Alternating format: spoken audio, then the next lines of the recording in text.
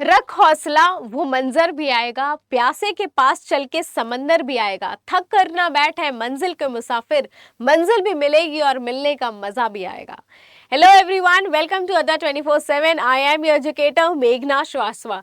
So guys, ये motivational line उन students के लिए जिन्होंने अपने पूरे टाइम को यूटिलाइज किया है, पढ़ाई किया है, और अब लास्ट के दो महीने जो बचे हैं उन्हें लग रहा है कि इस 2 महीने को हमें कैसे यूटिलाइज करना है कि हमारा एग्जाम क्वालिफाई हो जाए। ये टाइम है आपका डबल एक्स पे, 2x पे काम करने का, ना कि आपको थक हार के बैठने का। इस टाइम को आपको इतने अच्छे से यूज करना है कि आपका एग्जाम पूरा अच्छे से क्वालिफाई हो जाए। देखिए, ये जो आपका एंटायर टाइम होता है ना, जब आप प्रिपरेशन स्टार्ट करते हैं टिल द एग्जाम, इस टाइम सब लोग पढ़ रहे होते हैं, लेकिन जो लास्ट का टाइम होता है, 1 महीने 2 महीने का जो टाइम होता है, इस टाइम सिर्फ वही स्टूडेंट्स बहुत अच्छे से पढ़ते हैं जो कि डरते नहीं हैं, जो कि किसी नेगेटिव थॉट में नहीं होते हैं, जो डिसअपॉइंटेड नहीं होते हैं। वो इस टाइम को बहुत अच्छे से यूटिलाइज करते हैं और आप क्वालिफाई करते हैं। सो ये टाइम आपको कैसे यूटिलाइज करना है, एक स्ट्रैटेजी के थ्रू मैं आपको बताऊंगी। सबसे पहले अगर देखा जाए तो कुछ आपके पास लगभग 60 डेज है। 2 महीने अगर देखा जाए तो कुछ 60 डेज का टाइम आपके पास है। अब ये जो 60 डेज का टाइम है, इसमें आप प्लान करिए अपने हर एक दिन को। आप प्लान करिए कि आप डे 1 को क्या पढ़ाई करेंगे। आपको अपना पूरा दिन प्लान करना है। लेट्स से अगर आप सुबह 4 बजे उठ रहे हैं और शाम को रात में 10 बजे सो रहे हैं, तो ये जो नंबर ऑफ आवर्स है, इसमें आपको पूरा प्लानिंग करनी है कि आपको कैसे पढ़ना है। जैसे अगर एक रिवीजन आपने स्टार्ट किया पढ़ना, यूनिट से स्टार्ट किया, आपके पास टोटल 13 यूनिट्स हैं, ठीक है। 13 यूनिट्स में कौन सी यूनिट पहले पढ़नी है और कौन सी बाद में पढ़नी है, ये पूरा अच्छे से स्ट्रैटेजाइज होना चाहिए। आपका ये जो पूरे आवर्स हैं कि आपको खाने के लिए कितना टाइम देना है, आपको सोने को कितना टाइम देना है, ये सब कुछ अच्छे से वेल प्लान्ड होना चाहिए। एक प्लानिंग के थ्रू चलिए। अभी वो टाइम नहीं है कि आप रैंडम चीज़ों को पढ़ रहे हैं, प्लान करके पढ़िए। ये वो टाइम है जो आप एग्जाम में परफॉर्म करेंगे, तो इस टाइम को आप ऐसे ही मत जाने दीजिए। आगे चलेंगे। अब जैसे मैंने कहा कि प्लान करिए, तो प्लानिंग आपने कर ली कि भाई मुझे इतने घंटे से इतने घंटे पढ़ने हैं। अब आपको फोकस करना अपने स्ट्रेंथ पे। टोटल आपके पास 13 यूनिट्स हैं, एंड इस 13 यूनिट्स में बहुत सारे स्टूडेंट्स को फर्स्ट 6 यूनिट्स काफ़ी इजी लगती हैं, ठीक है। फर्स्ट 6 यूनिट्स आपको ऐसा, स्टूडेंट्स को ऐसा लगता है कि ये हम कर सकते हैं, तो अपने स्ट्रेंथ पे खेलिए। अगर लेट से आपको किसी को लग रहा है फर्स्ट यूनिट मुझसे नहीं हो पाएगा, तो आप सेकेंड यूनिट से शुरू कीजिए और आप टारगेट बेसिस पे पढ़ाई करिए। आप टारगेट बेसिस पे पढ़ाई करिए कि आपको ये टारगेट कर लेना है कि आपको फर्स्ट यूनिट या सेकेंड यूनिट या थर्ड यूनिट, किसी भी यूनिट को कितना टाइम देना है। अगर आप बहुत ज़्यादा टाइम दे रहे हैं तो आप पक्का उस टाइम को वेस्ट कर रहे हैं। अगर आप कम टाइम देंगे, लेट्स से अगर आपने कहा कि आज पूरे दिन में मुझे सेकेंड यूनिट अच्छे से रिवाइज कर लेना है, मान लेते हैं, तो आप पूरा मेक श्योर करेंगे कि रात तक आपका वो यूनिट कवर हो जाए। हो सकता है कि उसमें 30% रह जाए, वो आपका लॉस नहीं होगा। ये मतलब नहीं होता है कि आप फेल कर गए, आपने अपना टारगेट के अंदर नहीं कंप्लीट किया। इसका ये मतलब होता है कि आपने इतने अच्छे से दिन को यूटिलाइज किया कि आपने 70% पढ़ाई कर ली। अब जो रेस्ट 30% है वो नेक्स्ट डे के लिए चला जाता है। आपको एक डिसिप्लिन वे में अपने टाइम को यूज़ करना है। जैसे मैंने आपको बताया, टारगेट्स के साथ पढ़ाई कीजिए, क्योंकि 13 यूनिट को रिवाइज करना गाइस आसान नहीं है। तो अपने टारगेट के हिसाब से पढ़िए और अपने स्ट्रेंथ पे फोकस कीजिए। अभी ये टाइम नहीं है कि आप एक्स्ट्रा चीज़ें और पढ़ते जा रहे हैं और सोच रहे हैं कि हम ऐड ऑन करते जाएँ और रिविजन नहीं कर रहे हैं। नहीं, अपने स्ट्रेंथ को पूरा अच्छे से रिवाइज कीजिए, ठीक है। तो आपको पूरी 13 यूनिट्स रिवाइज करनी है और अपने स्ट्रेंथ पे सबसे पहले काम करिए। लेट्स से अगर आपके 13 में से 6 to 7 बहुत अच्छे हैं, बहुत ही अच्छे हैं, तो उस पर सबसे पहले काम कीजिए। रेस्ट जो आपके बचते हैं 4-5 यूनिट, उस पर बाद में जाइए, ठीक है। तो अपने स्ट्रेंथ के अकॉर्डिंग चलिए। इसके बाद गाइस जो आता है कि रिवीजन और प्रैक्टिस, और ये बात होती है कि भाई रिवीजन कैसे करें। मैं आपको बता रही हूँ कि अभी जो आपके पास 60 डेज है ना, इसमें आपको पूरे सिलेबस को 2 बार रिवाइज करना है, 2 टाइम्स।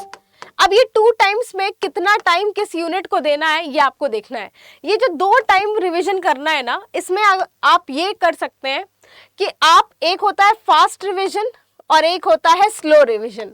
स्लो रिवीजन में आप किसी भी टॉपिक को, किसी भी यूनिट को ज़्यादा टाइम दे सकते हैं, लेकिन फास्ट रिवीजन का मतलब होता है कि आप एक दिन में 2 यूनिट पूरा रिवाइज कर गए। तो फास्ट और स्लो रिवीजन के को मिला करके आप रिवीजन कीजिए। फास्ट रिवीजन यूजुअली एग्जाम के 10 दिन पहले होता है, 12 दिन पहले होता है, कि आपने एक एक दिन में एक एक यूनिट रखी है रिवाइज करने के लिए। ये फास्ट रिवीजन उतना ही अच्छा, उतना ही इंपॉर्टेंट होता है। एग्जाम के 1-2 दिन पहले से कम पढ़ाई करनी होती है, क्योंकि हमें एग्जाम में बहुत ही काम माइंड रहना है, तब जा करके हम क्वेश्चन को रीड करके सॉल्व कर सकते हैं उस मोमेंट पे। तो कोशिश ये करना है कि एग्जाम के 1-2 दिन पहले तक आपका पूरा रिवीजन हो जाए। स्लो रिवीजन शुरू कर दीजिए और फास्ट रिवीजन स्लो रिवीजन के जस्ट बाद होगा। जैसे ही आपका स्लो रिवीजन कंप्लीट होता है, आप फास्ट रिवीजन पे जाइए। मतलब आपको अपने टारगेट में कम टाइम देना है यूनिट्स को, कम टाइम में आपको पूरा यूनिट को रिवाइज करना है। और स्लो रिवीजन का मतलब होता है कि आप उसमें 1 दिन एक्स्ट्रा ले सकते हैं अपने यूनिट को कंप्लीट करने के लिए। इसके बाद आता है प्रैक्टिस। अब PYQs प्रैक्टिस आपको डेली करना है। डेली आपको जो इवनिंग या मॉर्निंग का टाइम है डेडिकेट कीजिए कि आप प्रीवियस ईयर बैठ के लगा रहे हैं। आप ये मत सोचिए कि हम दिन भर में बीच में करेंगे, ऐसा कुछ भी नहीं है। आप अपना दिन भर बैठ के रिवीजन कीजिए, बिकॉज जो लाइफ साइंसेस का यूनिट है वो पूरा थियोरेटिकल है ना, थियोरेटिकल है। आपको फैक्ट ज़्यादा याद रखने हैं, तो आप याद करने पे फोकस कीजिए, आप उस चीज़ को समझने पे फोकस कीजिए। लेकिन जैसे ही आपका सुबह का टाइम या शाम का टाइम आ रहा है, वो 2-3 आवर्स आपको सिर्फ क्वेश्चन प्रैक्टिस करना है कि आप उस चीज़ को अप्लाई कर रहे हैं, आप उस चीज़ को अप्रोच कर रहे हैं और सीख रहे हैं।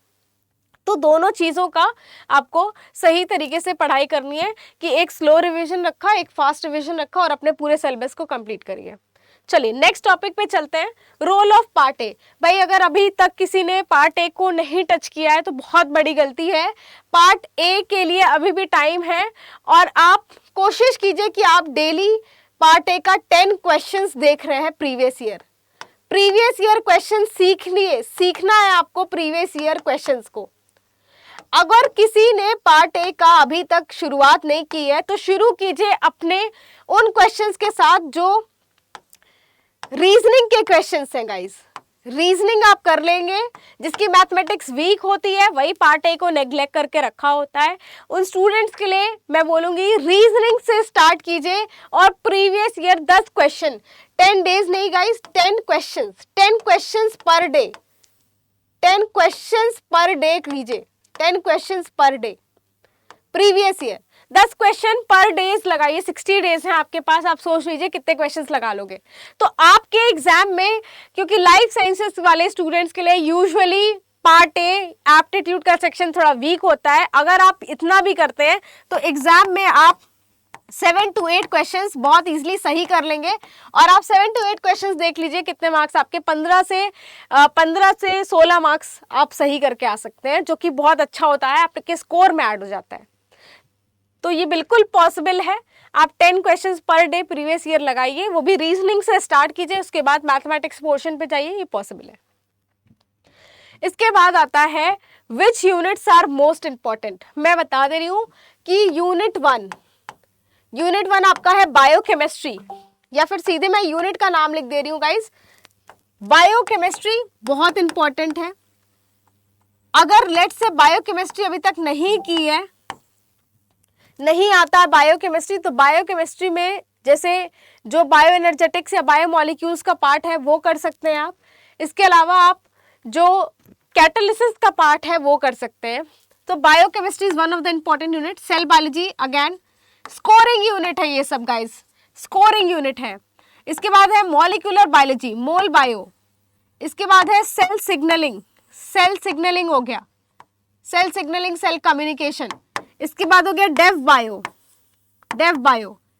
इसके बाद हो गया प्लांट या फिर एनिमल फिजियोलॉजी, जो आपको सही लगे वो आप कर सकते हैं, प्लांट और एनिमल फिजियोलॉजी।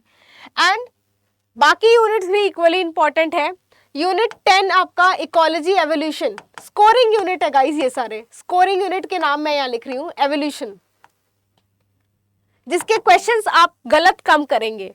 सबसे इसमें लास्ट में मैं लिख रही हूँ टेक्निक्स। अब आप सोच रहे होंगे टेक्निक्स का नाम लिख रही हूँ मैं, techniques is one of the most important unit guys. Techniques के क्वेश्चंस हर यूनिट में पूछ रहे हैं। आप पार्ट सी उठा के देख लीजिए, 2024 जून का पेपर, पार्ट सी के सारे क्वेश्चन में टेक्निक्स डाला गया है। तो टेक्निक्स एक ऐसा यूनिट है जिसको आप स्किप नहीं कर सकते हैं। अब टेक्निक्स पढ़ना कैसे मैं आपको बता दूं। आपको जो भी टेक्निक्स है ना उसके बारे में पता होना चाहिए, ये टेक्निक क्या करती है, ये टेक्निक क्या करती है। आपको टेक्निक्स का इतना नॉलेज होना चाहिए। अगर आपने टेक्निक्स नहीं पढ़ा है तो आप टेक्निक्स में इतनी चीज़ें पढ़ लीजिए कि जो यूनिट्स में टेक्निक्स यूज़ हो वो आप कर पाएँ, बिकॉज आपने इन यूनिट्स को बहुत अच्छे से कवर किया है। लेकिन अगर क्वेश्चन में टेक्निक के साथ, अप्रोच के साथ क्वेश्चन बना देते हैं तो वो आपके लिए डिफिकल्ट हो जाता है, क्योंकि आपने टेक्निक पढ़ा नहीं है। तो टेक्निक को इतना पढ़िए कि आप जो रेस्ट ऑफ द यूनिट्स के क्वेश्चंस हैं वो कर लें। इट्स वेरी इंपॉर्टेंट कि आप क्वेश्चन प्रैक्टिस कीजिए, क्योंकि क्वेश्चन प्रैक्टिस में ही आपको क्वेश्चन का अप्रोच और कॉन्सेप्ट समझ में आता है। अगर आप सिर्फ थ्योरी पढ़ रहे हैं, क्वेश्चन नहीं पढ़ रहे हैं, मैं आपको बता दूं वो बहुत बड़ी गलती है। बिकॉज अगर आप क्वेश्चन नहीं पढ़ रहे हैं तो आप कॉन्सेप्ट मिस कर रहे हैं, आप कॉन्सेप्ट समझ ही नहीं रहे हैं, फिर आप थ्योरी बस समझ रहे हैं। ठीक है, चलिए अब भाई बहुत इंपॉर्टेंट है मोटिवेटेड रहना।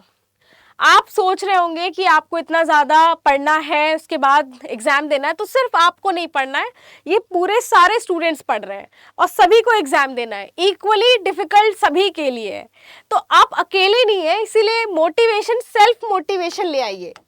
कोई दूसरा नहीं मोटिवेट करेगा इस टाइम पे, या फिर कोई दूसरा कुछ भी नहीं बता पाएगा। बहुत सारे स्टूडेंट्स का ये पॉइंट होता है कि हम किसी से बात कर लें और फिर हमें अच्छा लगने लगे, फिर हम पढ़ना शुरू कर दें। ऐसा नहीं होता। आप सेल्फ मोटिवेशन ले आइए अपने अंदर, खुद सोचिए अपना भला कि भाई ये जो 60 डेज है इसमें मैं कितना अच्छा परफॉर्म कर सकता हूँ या कर सकती हूँ। सेल्फ मोटिवेटेड होके ही पढ़ाई होती है, वरना नहीं हो पाती है। तो कंसिस्टेंसी ले आइए अपनी पढ़ाई में। 60 डेज बिल्कुल भी इधर उधर कुछ भी नहीं, अपना पढ़ाई करना है और सेल्फ मोटिवेटेड रहिए।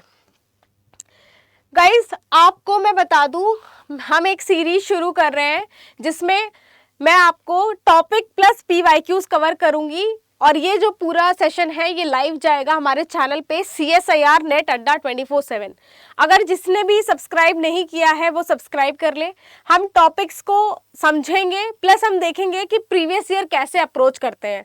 बहुत सारे स्टूडेंट्स प्रीवियस ईयर क्वेश्चन से भागते हैं, मैं आपको बता दूं, क्योंकि आपको सही अप्रोच नहीं पता होता है क्वेश्चन रीड करने का और आंसर तक पहुंचने का। वो मैं आपको बताऊंगी कैसे करना होता है। अगर अभी तक सब्सक्राइब नहीं किया है कीजिए CSIR नेट अड्डा 24/7। साथ में बेल बनी होती है, इस बेल पे क्लिक करना है, तभी आपको नोटिफिकेशन मिलेगी। लेट्स से अगर हम कुछ भी अपने इस चैनल पे इंफॉर्मेशन अपलोड कर रहे हैं। सो मिलते हैं गाइस लाइव सेशन में। Thank you so much.